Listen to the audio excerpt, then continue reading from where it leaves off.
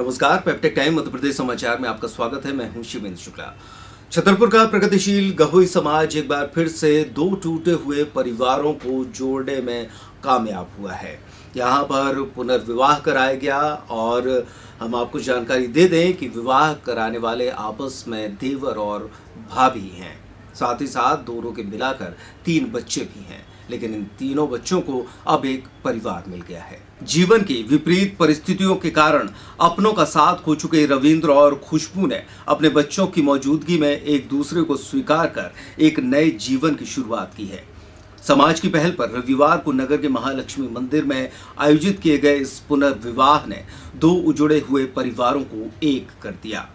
रिश्ते में देवर और भाभी लगने वाले रविंद्र और खुशबू अब पति पत्नी होंगे और दोनों के 3 बच्चों को अपने माता पिता मिल गए। जानकारी के मुताबिक छतरपुर के कृष्णा प्रिया बिहार कॉलोनी में रहने वाले राधा चरण गुप्ता की बहन खुशबू गुप्ता का विवाह पन्ना के ग्राम बनौली सिमरिया में रहने वाले धर्मेंद्र के साथ वर्ष 2008 में हुआ था। दोनों के 2 बच्चे, 12 साल की बेटी और 8 साल का बेटा है।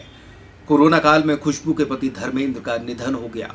धर्मेंद्र के ही छोटे भाई रविंद्र का विवाह 2010 में हुआ था और उनकी पत्नी का स्वर्गवास भी 4 साल पहले हो गया। रविंद्र का भी एक 6 साल का बेटा है। एक ही घर में रहने वाले 2 जोड़े टूट गए, 3 बच्चे अपने अभिभावक खो बैठे।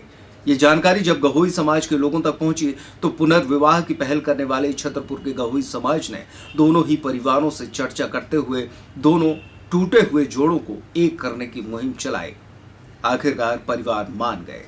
रविवार को समाज के गणमान्य नागरिकों की मौजूदगी में नगर के महालक्ष्मी मंदिर से खुशबू और रविंद्र का विवाह आयोजित किया गया। विवाह के दौरान खुशबू और रविंद्र के तीनों बच्चे भी मौजूद रहे।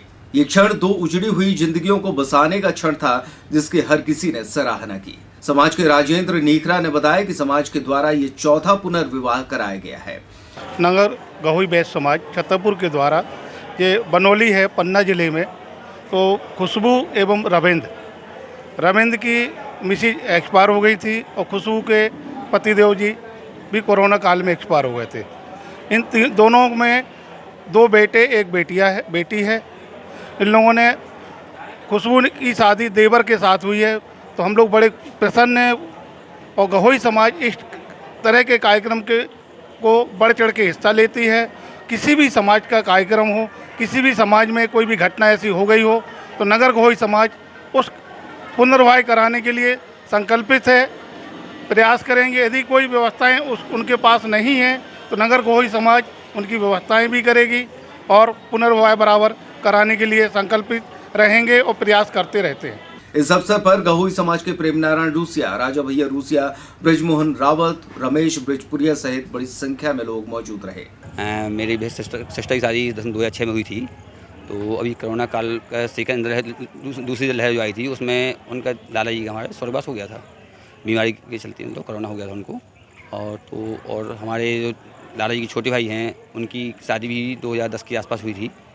तो उनकी पत्नी भी 2000 अभी 4 साल लगभग पहले ख़त्म हो गई थी, मतलब बीमारी चलती।